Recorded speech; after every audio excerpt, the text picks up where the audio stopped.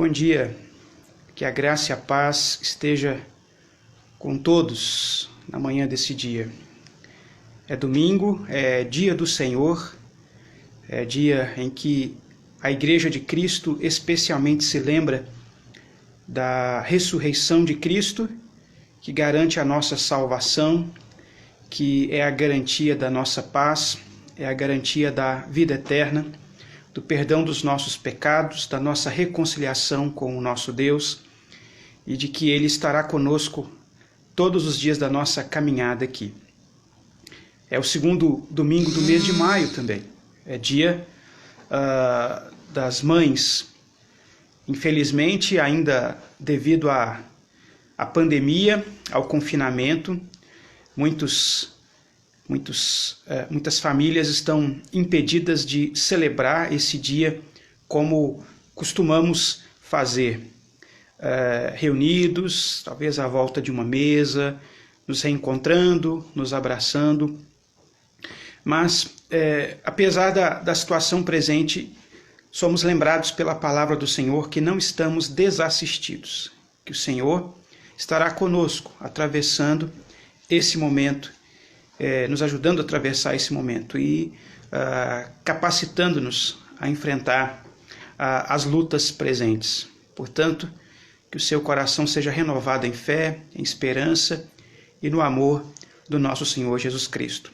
Receba, ainda que à distância, virtualmente, o abraço, nosso abraço, todas as mães, especialmente nesse dia. Que o Senhor lhes dê graça renovada em nome de Cristo. Eu vou iniciar esse tempo aqui convidando você a participar comigo de um hino muito conhecido, o hino 26 do nosso inário. Louvor ao Deus grandioso. Nós temos estudado aqui sobre as grandezas do nosso Deus.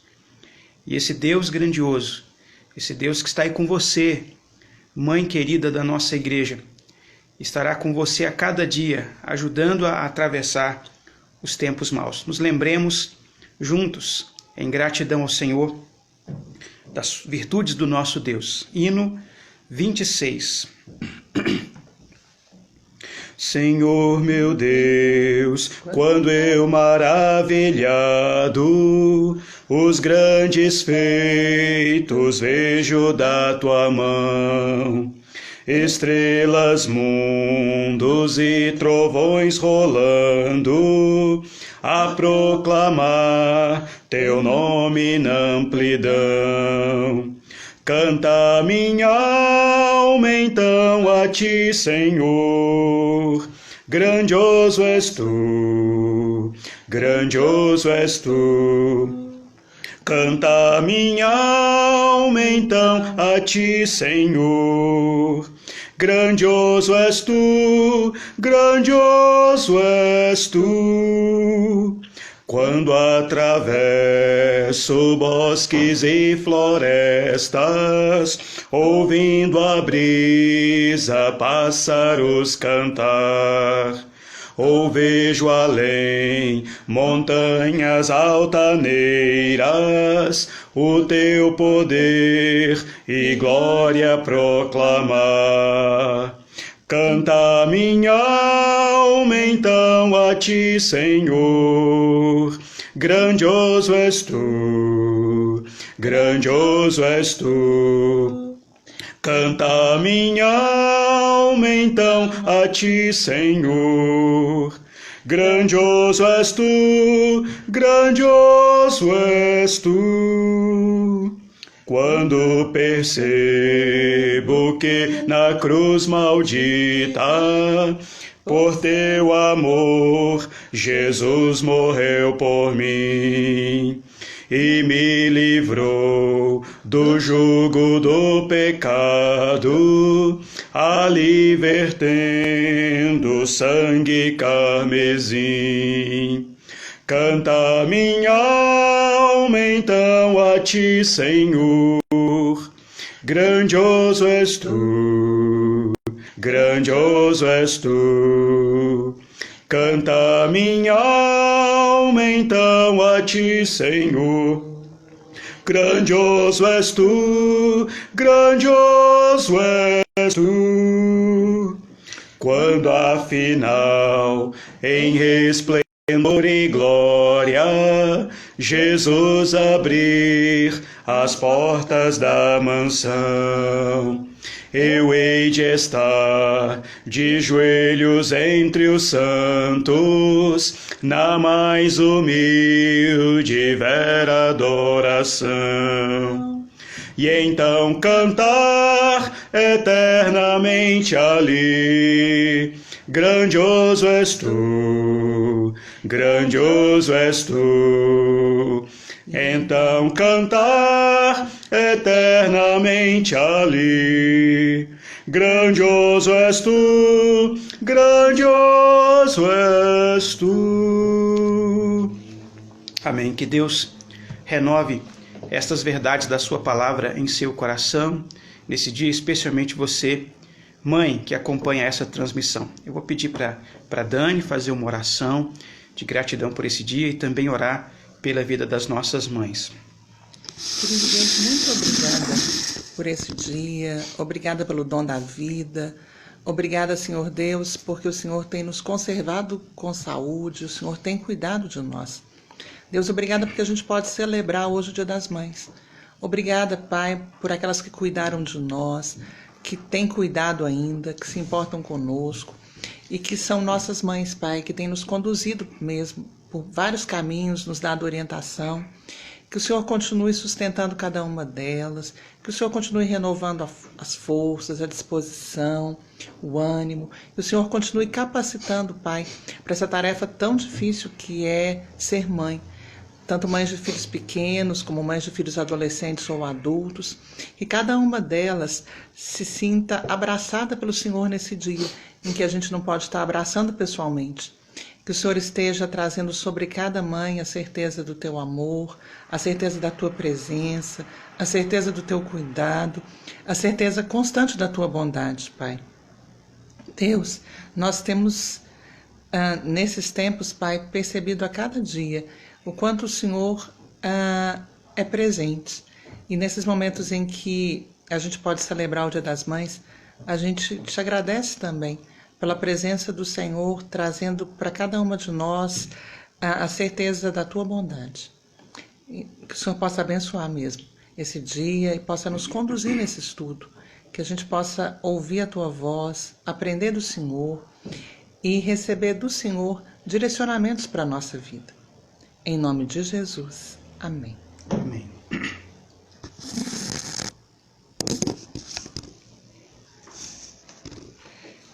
Irmãos, nós continuamos aqui a nossa série de estudos, seguindo o livro escrito pelo pastor John Piper, Coronavírus e Cristo. Esse livro é dividido em duas partes, nós já concluímos a leitura da primeira parte, e lembrando também que esse livro está disponível gratuitamente em português no Ministério Fiel. Você encontra essa informação no boletim da nossa igreja. Nós terminamos o estudo da primeira parte, onde ele foca no caráter de Deus como sendo aquele que nos garante, nos dá a segurança, especialmente na soberania de Deus. Um Deus que é soberano, e ele é soberano inclusive para eliminar esse coronavírus. Essa mesma soberania de Deus é aquela que vai ajudar os filhos dele a atravessarem esse momento. Então, ele foca nesse ponto. E entrando na segunda parte que nós iniciamos na semana passada, o tema da segunda parte é o que Deus está fazendo através do coronavírus. Se Deus soberanamente permite que essa calamidade se abata sobre nós, sobre o mundo, com propósitos. E John Piper, então, nessa segunda parte, ele vai se aventurar a levantar alguns destes propósitos de Deus. E ele já começa a segunda parte, como eu falei na semana passada, levantando a questão que alguns podem colocar, né? Mas como é que você pode saber a vontade de Deus? Como é que você pode arrogar, né? Chamar para si essa responsabilidade de saber que Deus, o que Deus está fazendo? Qual é o propósito de Deus nessas coisas? E John Piper vai considerar que, de fato, nós não podemos arrogantemente pretender saber toda a vontade de Deus, A própria palavra nos adverte em várias passagens, como alguns textos em Provérbios, né, do cuidado que nós temos que ter com a busca da própria sabedoria, ou da confiança na própria sabedoria, de que temos que tomar cuidado, sim, de não sermos pretensiosos nesse sentido. Mas, por outro lado, a Bíblia também fala de certas afirmações que nós devemos e podemos fazer, com certeza, com segurança. De textos como certas passagens da carta do apóstolo Paulo, onde ele escreve dizendo, olha, eu escrevo essas coisas para que vocês saibam. Então, nós podemos saber, tem certas coisas que nós podemos conhecer, e não apenas para preencher intelectualmente a nossa mente, mas conhecer para a nossa prática, para a nossa vida cristã. Então, podemos sim fazer afirmações. A primeira delas, que tratei na semana passada, ele vai classificar aí 6 coisas que nós podemos saber, 6 ações que nós podemos saber que Deus está tomando durante o coronavírus. A primeira delas estudada já na semana passada, que isso ilustra o horror moral, ou seja, o sofrimento físico, no corpo, na carne, é a ilustração mais viva do sofrimento moral. A Bíblia nos chama a nos arrepender, a nos consternar, a nos humilhar diante de Deus quando nós ofendemos o caráter santo de Deus. E às vezes parece para nós algo muito distante. Nós de fato não sofremos assim moralmente por causa dos nossos pecados, mas quando nós sentimos uma dor física, a dor física ela ilustra bem, ela traz com mais clareza, de forma mais viva, o sofrimento que deveríamos ter, a consternação que devemos sofrer pelo nosso pecado. A dor chama imediatamente a nossa atenção. É impossível ficar normal, ter um dia normal, um momento normal, quando a dor ela nos ataca, nos alfineta. Acho que qualquer um de nós aqui já deve ter passado por um dia enfrentando um quadro de dor, às vezes uma dor de dente, uma enxaqueca, uma parte do nosso corpo que não está funcionando bem, que incomoda. A dor demanda atenção, nos chama a tomar providências. Então, nesse sentido, a dor tem um aspecto benéfico. Certos males que às vezes nos afetam e que não causam dor podem ser mais mortais, porque justamente nós não estamos atentos, não estamos tratando aquilo que não está chamando a nossa atenção. Então esse foi basicamente, resumidamente, o primeiro ponto. Então, de certa forma, Deus, a partir dessa pandemia, está chamando a nossa atenção para atentarmos para o mal moral. E conectada a essa segunda ação de Deus está a seguinte, a resposta número 2. A primeira chama atenção aí para o mal moral. A segunda, o que Deus está fazendo através do coronavírus? Resposta 2. Deus está enviando julgamentos divinos específicos. Deus está enviando julgamentos específicos. O que isso quer dizer? Algumas pessoas serão infectadas com o coronavírus como um julgamento específico de Deus por causa de suas atitudes e ações pecaminosas. Algumas pessoas vão sofrer os males dessa doença e as consequências maiores dessa doença. Isso estará ligado a um julgamento específico de Deus com essa pessoa. Veja que ele tem um cuidado de dizer algumas pessoas.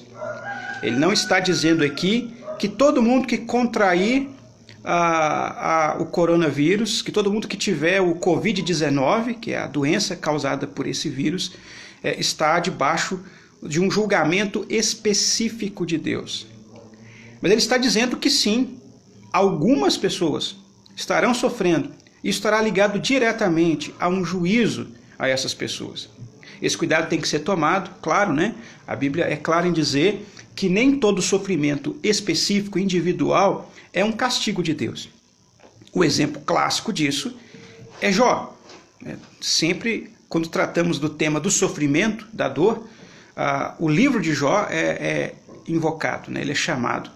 Porque ali nós temos um caso bastante claro de alguém que sofreu terrivelmente sofreu agruras, sofreu angústias terríveis em todas as áreas da vida dele, na vida financeira, na vida familiar, na vida social, na vida física, na sua saúde, na sua integridade espiritual, sofreu de todas as formas. E ali é muito claro que essa calamidade, essa série de calamidades, de males que se abateram sobre Jó, não estavam ligadas a alguma ação específica que Jó tivesse realizado, algum pecado específico. E a maior parte desse livro, né, todo o debate que Jó tem com seus amigos, é justamente para deixar isso claro, porque na cabeça dos amigos de Jó, a única explicação que eles podiam encontrar que pudesse justificar tamanho mal que tivesse abatido sobre Jó é que ele tivesse cometido algum pecado grave, e que precisava ser especificamente confessado diante do Senhor, para que ele tivesse alívio daquela situação. É uma lei, né, de matemática, é uma ação e reação. Ele precisava resolver isso. A ação de Deus sobre ele era, na verdade, uma reação a algum tipo de pecado que ele tivesse cometido. E todo o livro deixa muito claro que não foi isso. Agora, ao mesmo tempo, deixa claro também que o sofrimento que se abate sobre Jó não acontece fora da soberania de Deus. Deus tinha um propósito com o sofrimento. Não castigar Jó por um pecado, mas de certa forma tratar Jó. Jó foi tratado. Ele teve um avanço na vida dele com Deus através daquele sofrimento. Não para lidar com um pecado específico que ele tivesse cometido, mas para ampliar, para fortalecer o modo como ele se relacionava com Deus. Isso sim. Então o caso de Jó é bastante claro quanto a isso. No Novo Testamento nós também temos afirmações de sofrimentos que nós podemos passar, como a primeira carta de Pedro, capítulo 4. Primeira carta do apóstolo Pedro, capítulo 4, versículos 17 e 18.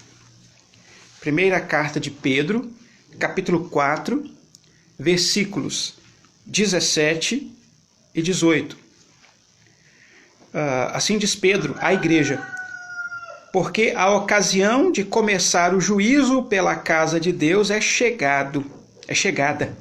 Ora, se primeiro vem por nós, qual será o fim daqueles que não obedecem ao evangelho de Deus? E se é com dificuldade que o justo é salvo, onde vai comparecer o ímpio? Sim, o pecador.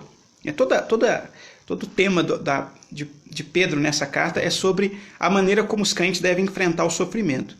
E Pedro vai deixar bem claro, não apenas nessa passagem, mas em várias outras, que por vezes o crente passa por sofrimentos, e esses sofrimentos não têm relação com algum pecado que esse crente tenha cometido, mas pelo fato simplesmente de serem crentes.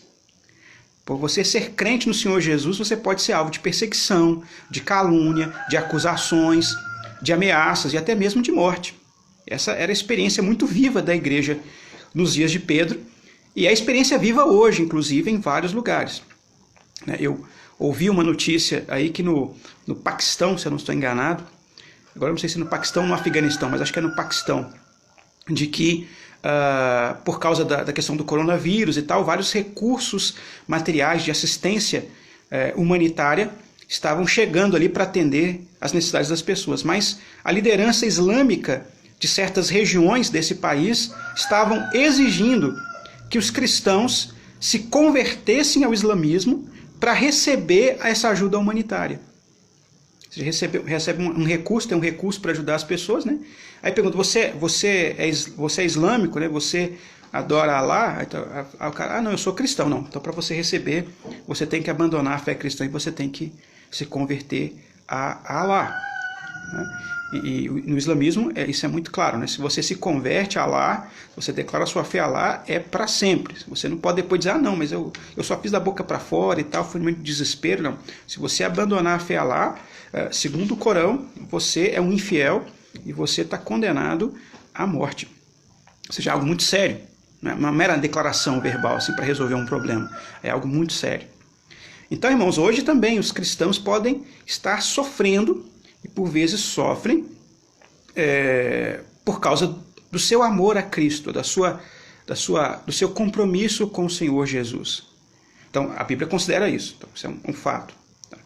Mas, como sempre falamos, a Bíblia ela fala também de certos sofrimentos que vêm sobre certos indivíduos, que são sofrimentos ligados diretamente a ações, a posicionamentos que essas pessoas tiveram e que afrontam a santidade de Deus e que Deus, naquele momento, decidiu executar o seu juízo. Na verdade, a expressão talvez melhor seja que Deus, naquele momento, suspendeu a sua misericórdia. Irmãos, todos nós, todas as pessoas, cada pessoa desse mundo está debaixo da misericórdia de Deus. Todo o nosso ser existe debaixo da misericórdia dele. Paulo vai dizer lá na sua pregação no Areópago, lá em Atos dos Apóstolos 17, porque nele nós vivemos, nos movemos e existimos. Ou seja, a nossa existência, ela se deve ao fato de Deus nos sustentar. Deus sustenta a nossa existência. Ele permite que nós tenhamos existência, vivamos no mundo criado por Ele. Então, nesse sentido, todos nós estamos debaixo da misericórdia dele. Existimos, nos movemos, realizamos nossos projetos, tomamos as nossas atitudes, nossas posturas, por causa de uma concessão divina. E essa concessão, ela pode ser suspensa a qualquer momento. Ela pode ser suspensa, está nas mãos dele. Eu não tenho poder em mim mesmo para garantir a minha existência. Eu não tenho poder e autoridade em mim mesmo para garantir sequer um segundo a mais da minha vida. Todos nós estamos debaixo da guarda, do sustento do Senhor. Então, o John Piper vai alertar nesse texto aqui, olha, isso é algo sério.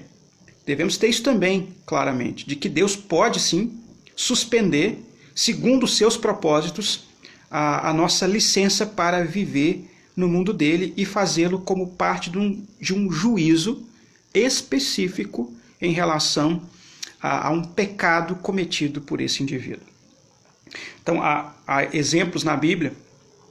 Há um exemplo que John Piper dá no livro de Atos, que é Atos capítulo 12.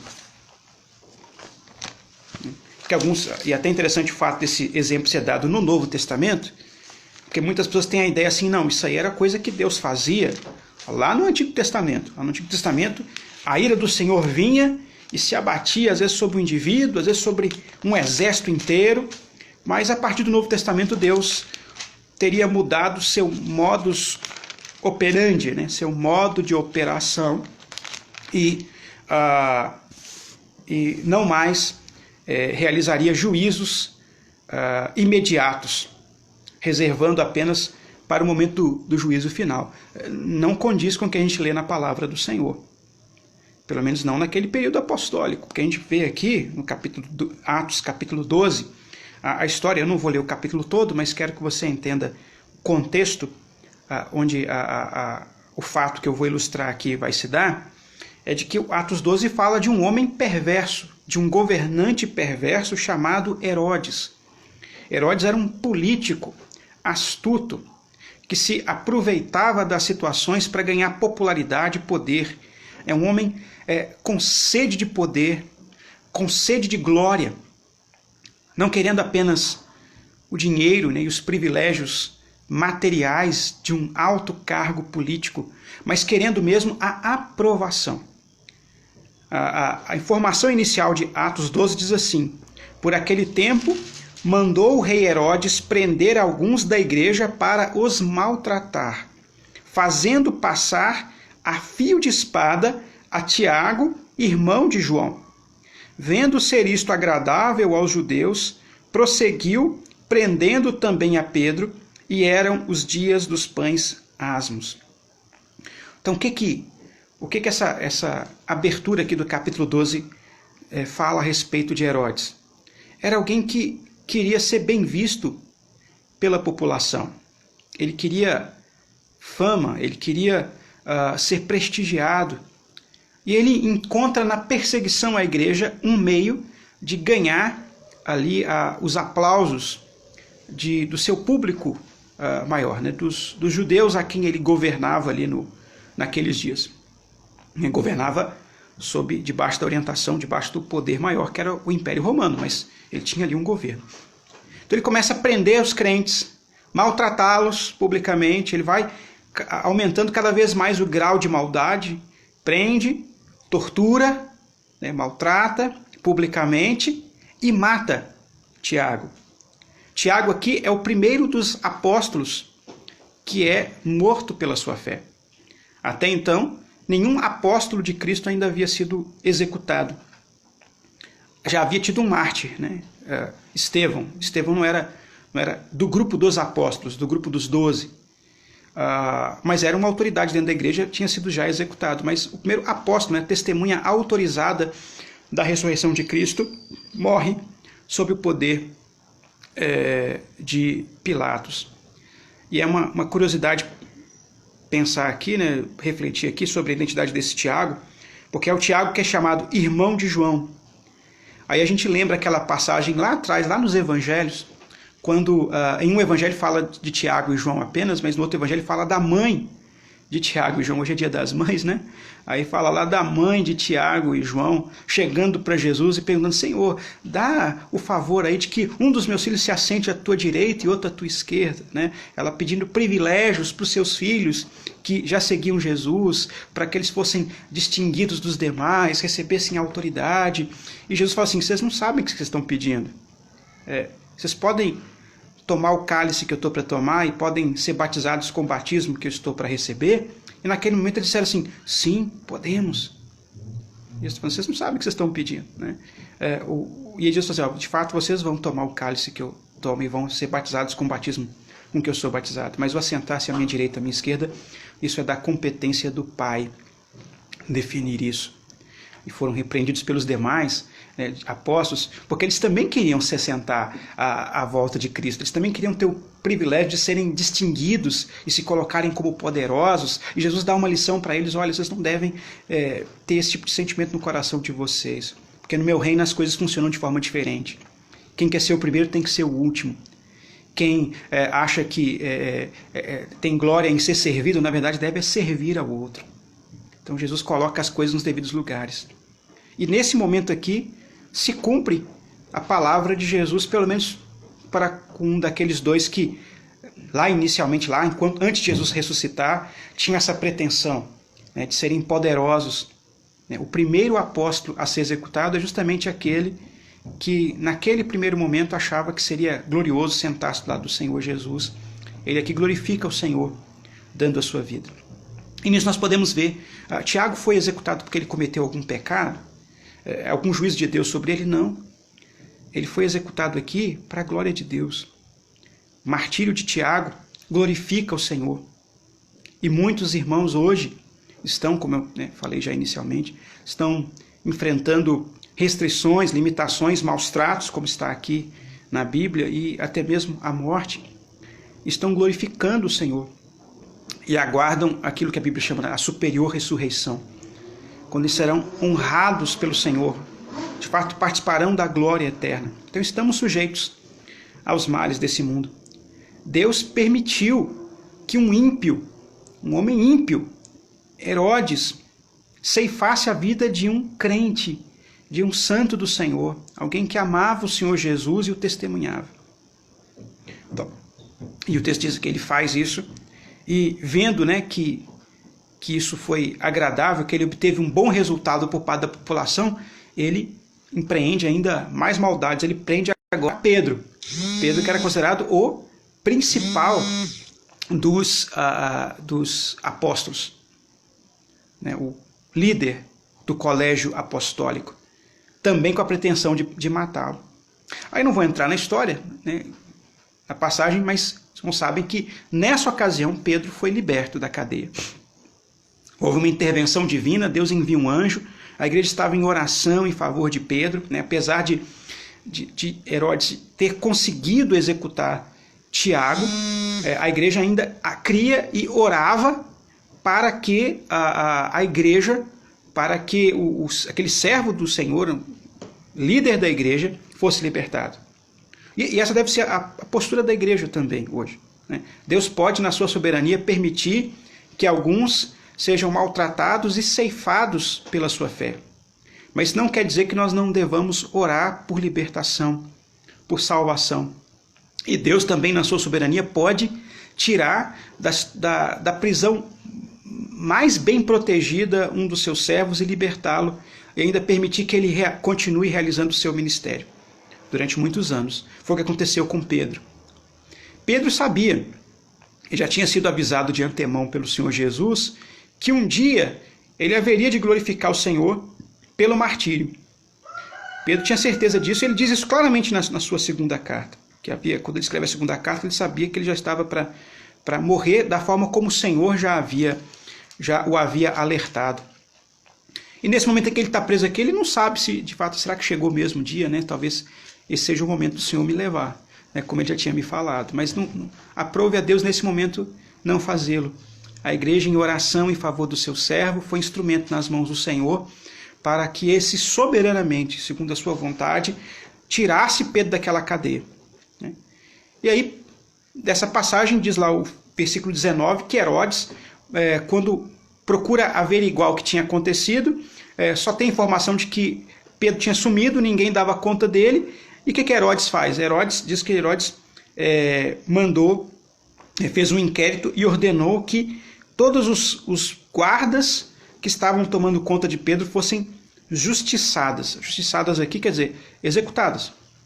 Porque na lei do Império Romano, se um guarda, se é dado ao guarda a função de manter alguém sob sua vigilância, e essa pessoa por alguma razão foge, desaparece, não está debaixo do seu cuidado, essa autoridade é executada no lugar daquela. É pena de morte.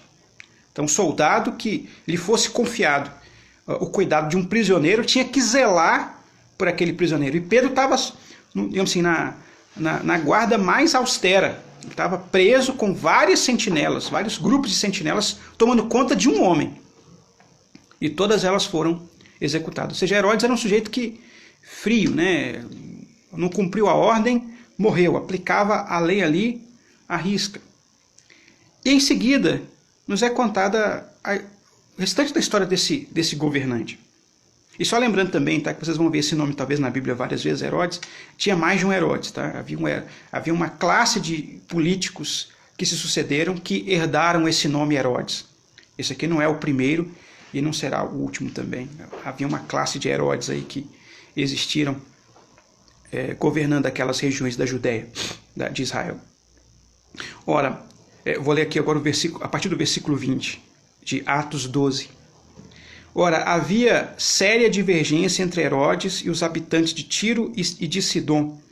Porém, estes de comum acordo se apresentaram a ele e depois de alcançar o favor de Blasto, camarista do rei, pediram reconciliação, porque a sua terra se abastecia do país do rei. Em dia designado, Herodes, vestido de trajo real, assentado no trono, dirigiu-lhes a palavra. E o povo clamava: é voz de Deus, de um Deus, e não de homem.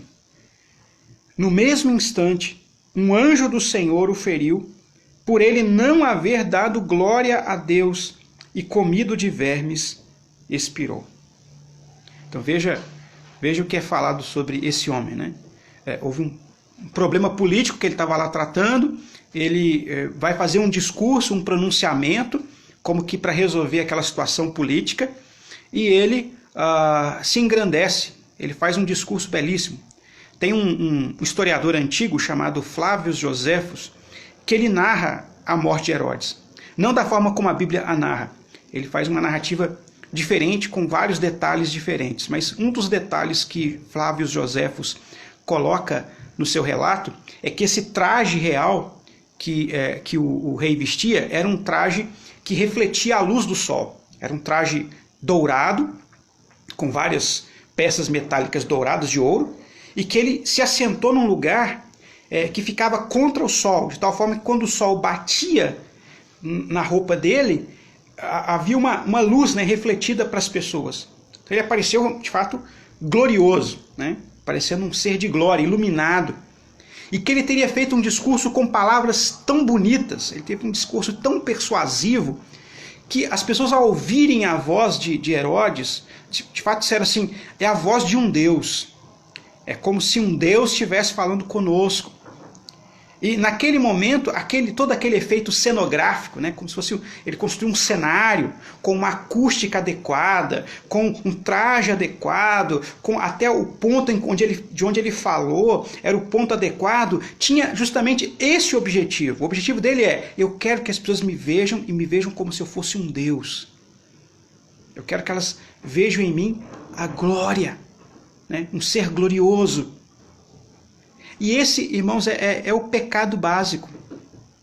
O pecado básico do nosso coração, não apenas do coração de Herodes, que tinha poder para fazer todo esse teatro e montar todo esse palco, é, na verdade, o problema básico de todo e qualquer pecado. Nós queremos tomar um lugar que não é nosso. Nós queremos ocupar um lugar que não é nosso. E, por vezes, Deus nos julga e pode nos julgar. Deus não julgou Herodes imediatamente quando ele executou um dos seus servos, quando ele executou um dos apóstolos, Tiago. Deus permitiu, ainda sustentou a vida de Herodes, permitindo que Herodes prendesse o apóstolo Pedro. Mas houve um momento que Deus disse: chega, basta, acabou. Aprove a Deus naquele momento executar aquele juízo a Herodes. E aqui é dito claramente, né? Eu falei, o relato de Flávio Joséfos não fala de Deus, né? Joséfos era alguém que tinha a tradição judaica, da religião judaica, mas ele não era, assim, um religioso, digamos assim, praticante. Então ele relata como se Herodes tivesse contraído uma doença súbita, um mal súbito, e comido de verminosas, né, de vermes, ele teria morrido. E não imediatamente, segundo Joséfo, né? Ele teria ficado acometido durante um mal e morreu dias depois. Mas o fato é que o autor da palavra de Deus, inspirado pelo Espírito, reconhece: olha, ali houve de fato um juízo de Deus. Deus decidiu mostrar, através da morte dramática de Herodes, que ele não era Deus. Ele é um ser humano. Ele é criatura, ele não é criador. Ele não é a voz de Deus. Ele é uma voz que, por vezes, se levantou contra Deus, tentou ocupar um lugar que não era dele e foi julgado. Então Deus pode fazer isso. Deus, na sua misericórdia, sustenta até mesmo o ímpio. E isso é tema, inclusive, de vários lamentos na palavra de Deus. O Salmo 73 mesmo é um lamento de um crente que vê a prosperidade dos ímpios, que vê ímpios prosperando, gozando de saúde, multiplicando seus recursos financeiros, debochando até mesmo da fé, blasfemando contra Deus e ainda assim prosperando. Enquanto que muitos crentes, fiéis ao Senhor, caminhando com o Senhor, estavam enfrentando lutas, dificuldades, obstáculos. E o autor do Salmo 73, o que ele vai dizer, não é que chegou um ponto em que ele entendeu a coisa de tal forma que, digamos assim, ele entendeu matematicamente como as coisas funcionam. O que ele pôde entender é o seguinte: olha, esses estão debaixo do juízo de Deus. Pode não ser um juízo imediato, como a gente pretendia. E, de certa forma, que bom que não é um juízo imediato, porque se o juízo de Deus fosse imediato, não seria só Herodes que ia morrer imediatamente comido de vermes. Seríamos todos nós.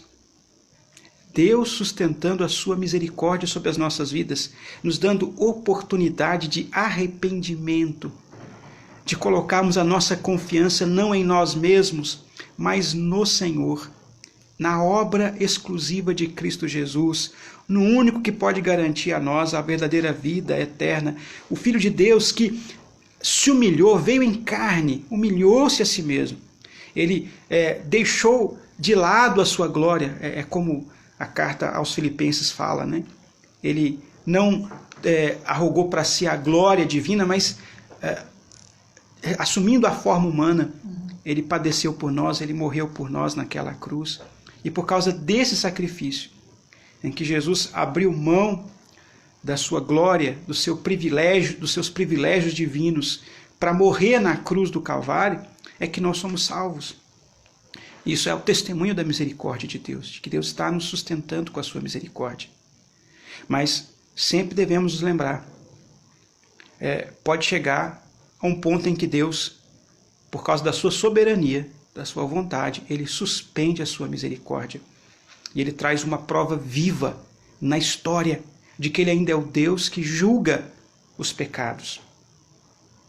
Houve uma passagem na história, né, da Revolução Francesa, em que uma revolução que vinha pregando lemas, slogans aparentemente bonitos, inspiradores, né, sobre liberdade, fraternidade, né, temas que chamavam as pessoas a viverem uma vida melhor, a construírem uma nova civilização, uma nova humanidade, e que trouxe uma sequência de mortes absurdas, né, em nome de uma sociedade melhor, perfeita. Em nome desses slogans, criou-se um sistema de matança, né, de matar todos aqueles que se colocavam contra esse projeto, chamado período do terror. E nesse período, um dos inimigos da Revolução, que era visto como inimigo da Revolução e alvo privilegiado da Revolução de caça, era a religião, era a igreja.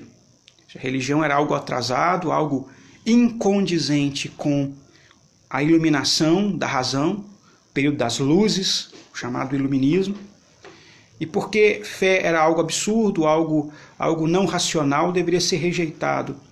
E não apenas no campo intelectual, não apenas com o debate, mas rejeitado com o poder público, com a ação da força civil. Muitos religiosos foram executados no período da Revolução Francesa por causa da fé que professavam, porque eram considerados pessoas atrasadas e inimigos da revolução, inimigos do progresso. E esses diziam, Deus não existe, esse negócio de crer em Deus, fé, isso é coisa antiga, coisa medieval, da era das trevas. E muitos foram mortos.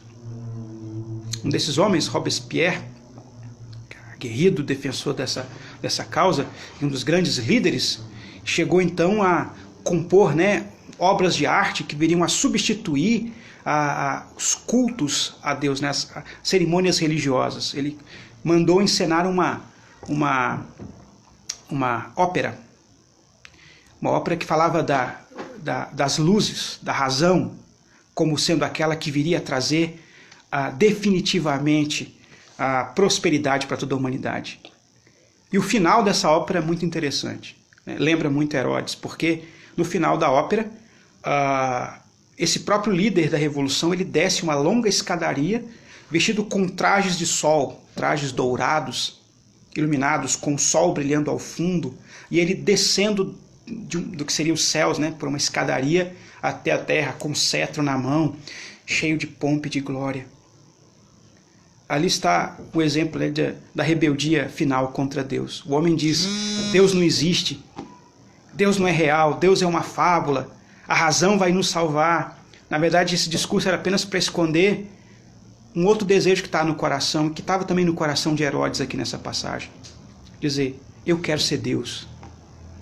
Eu quero ocupar o lugar de Deus. Eu não quero ser apenas uma criatura debaixo do governo desse Deus. Eu quero ocupar esse lugar privilegiado.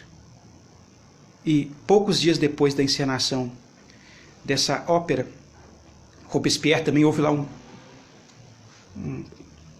movimento diferenciado na Revolução, né? Como acontecia frequentemente, de repente, alguns que estavam em camadas mais baixas da Revolução assumiram o poder, e eles também, querendo ocupar esse lugar de privilégio, começaram a caçar os outros, e Robespierre foi um dos que acabou também sendo degolado na guilhotina. Alguns dias antes, achava que era Deus. A razão, está vendo? Eu sou Deus, eu tenho trazendo novas luzes para a humanidade. E pouco depois ele é executado. É Deus na história, mostrando que a glória humana nada é.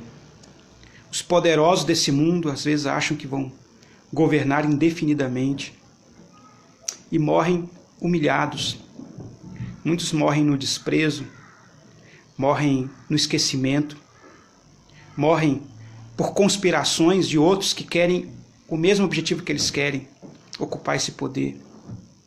E alguns vão morrer, sim, por uma ação direta de Deus, agindo sobre eles, para mostrar para todos a quem cabe a glória, a quem cabe a honra. Então nós não devemos negar essa mensagem, e devemos usar essa mensagem e usar como alerta. Lucas, quando registra aqui a morte de Herodes, ele está trazendo para nós um alerta, dizendo, olha, os poderosos, né, que estariam tendo contato com o Evangelho, olha, esse juízo pode cair sobre você também, sobre você hoje. A quem você está dando a glória? Você está dando a glória para você mesmo? Você está buscando a glória para você mesmo, ou você está direcionando essa glória para aquele a quem de fato é a glória, para o Senhor? Aquele que é crente no Senhor Jesus, aquele que está debaixo do cuidado do Senhor Jesus, esse não deve temer o juízo de Deus. Nós não estamos mais debaixo do juízo. Lá em Romanos, capítulo 8, versículo 1, deixa isso muito claro. Né? Quem é que deve ter o temor desse juízo imediato de Deus? Os crentes não, nós não temos, esse temor nós não temos. Isso é garantido por nós na palavra. Romanos, carta de Paulo aos Romanos, capítulo 8, versículo 1. Agora, pois, já nenhuma condenação há para os que estão em Cristo Jesus. Nenhuma condenação há para os que estão em Cristo Jesus. Então, se alguém é crente no Senhor Jesus e aprove a Deus tomá-lo para si em algum momento, a gente não pode dizer assim, então, é porque Deus julgou, ele morreu por causa de um pecado dele. Não. Nós tivemos essa semana, né, uma notícia tão triste, né, que tanto nos entristeceu, a morte do reverendo José João de Paula, pastor do nosso presbitério, foi por 10 anos pastor da 6ª Igreja Presbiteriana, durante muitos anos professor do nosso seminário, foi meu professor no seminário, nos 4 anos em que estudei ali, um homem piedoso, conhecido pela sua postura simples, mas dedicada, alguém que nasceu num contexto de muita pobreza, de muitas limitações, e desde muito, muito novo se dedicou a estudar a palavra de Deus, a conhecer a palavra de Deus com profundidade, estudava grego, hebraico, assim, sozinho, na época que os recursos eram muito pequenos para quem queria estudar a Bíblia com profundidade, e sempre se destacou especialmente no seu interesse pela obra missionária, para que o Evangelho fosse levado às demais nações. E tivemos a notícia do seu falecimento essa semana, né, muito repentino, né, totalmente inesperado para nós. E lamentamos. Não posso dizer assim, por que Deus levou esse homem de Deus que ainda tinha projetos? Ele estava escrevendo um comentário justamente sobre o livro de Atos dos Apóstolos, em parceria com o reverendo Ronaldo Lidório, né, um comentário que tinha como foco a ideia de plantação de igrejas, a obra missionária. Ele tinha ainda o projeto de visitar os campos missionários da APMT, que ainda não tinham sido visitados. A gente pode perguntar, mas por que Deus levou esse homem que tinha contribuído, né, vinha contribuindo para a causa do reino, e ainda tinha tanto a contribuir? E a resposta básica é, não sei. Eu não sei porque que Deus quis levá-lo. Eu sei uma coisa, eu sei que ele não foi levado porque Deus o condenou por algum pecado. Ele não foi levado porque ele caiu sob o juízo de Deus. Nenhuma condenação há para os que estão em Cristo Jesus. Todo juízo já foi tomado em Cristo. Assim como o primeiro mártir apóstolo, né, Tiago, ele não foi morto por uma autoridade truculenta, Herodes, porque havia feito alguma coisa errada, cometido algum pecado, algum desvio. Não, ele estava lá testemunhando da ressurreição de Jesus, foi preso e foi morto por aquela autoridade. Poderia tanto continuar vivendo, né, continuar seu ministério, mas aprove a Deus naquele momento usar da morte daquele servo como o ponto final do seu ministério. Então eu não sei dizer por que alguns partem mais cedo, sendo que da nossa perspectiva humana tanto teriam a contribuir ainda, tanto teriam a realizar. Mas uma coisa nós podemos falar com certeza, de que não foi por causa de algum pecado, de algum desvio. Toda a condenação já foi tomada por Cristo Jesus. O que por vezes vem sobre nós enquanto nós caminhamos nesse mundo são tratamentos de Deus. Enquanto Deus nos permite viver aqui, enquanto Ele nos permite ter ministério, servi-lo, servir aos seus propósitos, nós somos auxiliados pelo Senhor, guiados pela sua palavra, orientados pelo seu Espírito Santo, falando na palavra o que nós devemos fazer, como nós devemos servir ao Senhor. E por vezes, quando pecamos, quando nós erramos, Deus pode nos disciplinar, mas não para a nossa condenação, mas para a nossa melhora.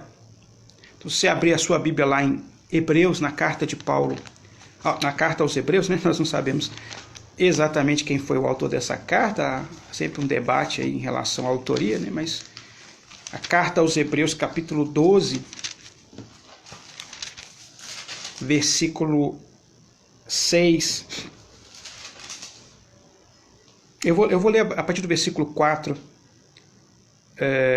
até o versículo... até mais adiante um pouquinho. Assim, ora, na vossa luta contra o pecado, ainda não tendes resistido até ao sangue. E estáis esquecidos da exortação que, como a filhos, discorre convosco. Filho meu, não menosprezes a correção que vem do Senhor, nem desmaies quando por ele és reprovado. Porque o Senhor corrige a quem ama, e açoita a todo filho a quem recebe. É para a disciplina que perseverais. Deus vos trata como filhos. Pois que filho há que o pai não corrige? Mas se estáis sem correção, de que todos se têm tornado participantes, logo sois bastardos e não filhos. Além disso, tínhamos os nossos pais, segundo a carne, que nos corrigiam e os respeitávamos. Não havemos de estar em muito maior submissão ao Pai espiritual e então viveremos? Então a questão aqui que essa carta vai tratar é que, por vezes, nós somos submetidos a um tipo de sofrimento como crentes. A questão não é que, então eu estou sendo castigado por Deus por um pecado. Deus está me castigando por um pecado. Nenhuma condenação há para aqueles que estão em Cristo Jesus. Deus não nos castiga, não nos pune por um pecado. Esses pecados já foram pagos por Cristo. Mas Deus não quer que nós continuemos no pecado, no erro, no desvio, no engano. E por vezes, alguns sofrimentos que vêm sobre nós servem para nos tratar, para tratar a nossa vida. Eu creio que, dentro do plano maior da soberania de Deus, essa pandemia serve como um corretivo geral para a igreja do Senhor Jesus. Em que sentido? No sentido de que nós valorizemos mais os grandes privilégios que temos. Privilégio que Deus vinha nos dando de nos reunir num lugar para adorar o Senhor. Coisa simples, de cantar os louvores a Ele, de orarmos juntos, de ouvirmos a pregação da palavra do Senhor. E nesse sentido, estarmos limitados em nos encontrar, de termos essas barreiras que foram colocadas sobre nós, que nos impedem de realizar o culto público reunidos no mesmo lugar, servem como um instrumento disciplinar para nós. Nos ajudam a valorizar aquilo que de fato deve ter o real valor. Quando tudo é muito fácil, quando as coisas vêm muito fácil para nós, a gente tende a não dar muito valor. Eu lia mesmo, estava lendo ontem mesmo um texto de Agostinho, conhecido como Santo Agostinho, Agostinho de Hipona, um livro que ele chama da doutrina cristã. E ele chega a dizer isso, ele falou assim, olha, quando você estiver lendo a Bíblia e achar algum texto difícil de entender, é um texto da doutrina cristã, serve como uma espécie de aula de como ler e interpretar a Bíblia. O objetivo principal desse livro é esse. Ele está dizendo assim, olha, quando você estiver lendo a Bíblia e achar alguma passagem difícil de entender, agradeça a Deus por isso, por essa dificuldade. Agradeça porque essa dificuldade serve justamente para você valorizar mais a Bíblia. Um dos objetivos é você dizer, olha, isso aqui tem valor, porque se fosse tudo muito fácil de entender, talvez você não valorizasse muito a Bíblia, não lesse muito. Então, quando você está lendo a Bíblia e acha um negócio difícil, aí você vai lá, você pesquisa, você corre atrás, você procura um livro para orientar, conversa com alguém, com um pastor, com alguém que tem estudado mais aquele assunto para te explicar, tal. Quer dizer, você dá mais valor àquela passagem, né? As Sagradas Escrituras como um todo. Então, até mesmo nas dificuldades, existe um propósito divino de nos disciplinar e de nos fazer valorizar aquilo que deve ter o real valor. E creio que essa pandemia também serve nesse sentido. Mas a pandemia não serve nesse sentido para dizer assim, Deus está condenando um crente específico pelo seu pecado. Todos os nossos pecados foram pagos por Cristo na cruz, né? Por Ele na cruz. Agora, é um alerta para o mundo. E aí a igreja, revestida do seu papel profético, né, de profetizar, de falar, anunciar claramente a palavra de Deus, deve dizer para o mundo, olha, atentem, Deus está julgando o pecado de vocês. O pecado, às vezes, de um sistema, né, como o nosso, um sistema capitalista selvagem, que muitas vezes, por amor ao dinheiro, né, colocou, às vezes, todas as suas fichas. Aí eu estou fazendo uma análise minha, tá? Talvez você discorde da análise que eu estou fazendo aqui, mas é uma análise minha, né? De países, inclusive próprios Estados Unidos, países, né, da Europa, que começaram a colocar todas as suas fábricas na China para produzir roupa barata, computador barato e tudo muito barato, porque lá não se paga direito trabalhista, lá empregado lá é quase que o escravo, né? E trabalha para morrer. Então sai mais barato você instalar uma fábrica lá, porque você não tem que pagar os direitos trabalhistas aqui no Brasil, por exemplo, nos Estados Unidos, na Europa e tal. E que essa pandemia mostra essa fragilidade desse sistema capitalista que nós vivemos. É frágil, é um falso Deus, né? Assim como o sistema socialista também é um ídolo, não é Deus. E de vez em quando Deus interfere na sociedade, na política, na economia, para mostrar quem é Deus. Ele é o Senhor. Que nós não confiemos em nenhum desses falsos deuses, todos eles têm pés de barro, como diz a palavra de Deus, e podem ser como um Herodes, a quem Deus nesse momento de repente diz, olha, acabou, né? Foi até aqui, agora é hora de juízo. Tá certo? Então que Deus nos dê graça, como igreja, você que é crente no Senhor, a ser um porta-voz do anúncio do Evangelho de Jesus e a denunciar os falsos deuses, inclusive os que às vezes residem no nosso próprio coração. E que Deus tenha misericórdia de todos nós nesses tempos que são inclusive de juízo de Deus. Eu vou fazer uma oração para encerrar o nosso tempo aqui, que já está no último minuto aqui da nossa transmissão. Senhor, agradecemos, ó Pai, pelo cuidado do Senhor que o Senhor tem conosco como crentes no Senhor. O maior cuidado que recebemos de Ti é a obra do Teu Filho Jesus ali na cruz. É por meio de Cristo que nós podemos dizer com segurança de que não estamos debaixo do Teu juízo. Estamos debaixo da Tua misericórdia, graça e preservação. E ainda que venhamos como crentes a sofrer, não estamos sofrendo mais por causa dos nossos pecados. Sofremos ainda, Deus, por vezes como instrumento de disciplina do Senhor, de cuidado do Senhor para o nosso bem. E muitas vezes como testemunhas ao mundo que está desviado do Senhor. Mas oramos, Deus, como essas testemunhas, tem misericórdia desse mundo. Tem misericórdia, Deus, das autoridades especialmente, que por vezes acham que são todo-poderosas, que muitas vezes usurpam a glória para si mesmos. O Senhor as tem sustentado até aqui. Ó Deus, nosso clamor, o nosso pedido é que o Senhor não permita que o orgulho, as vaidades, o desejo do prestígio humano, como aconteceu aqui na história de Herodes, domine o coração das nossas autoridades, mas que elas se rendam ao senhorio de Cristo, que elas deem glória ao Senhor, que as suas